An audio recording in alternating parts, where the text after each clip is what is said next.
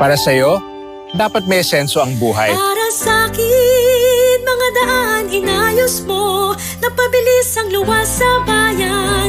Hanap buhay, lumago.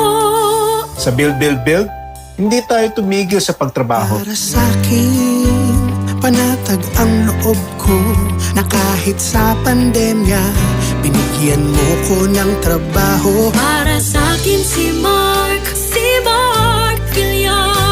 6 na taon akong nasa Kongreso para makatulong sa lahat, lalo na sa kabataan. Para sa'kin, salamat sa edukasyon. Isa akong iskolar mo, malayo ang narating ko.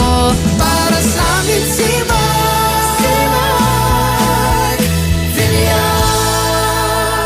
Samahan ninyo akong isulong ang pag-asenso ng kabuhayan para sa lahat. Number 62 sa balota, Mark Villar, para sa Senado.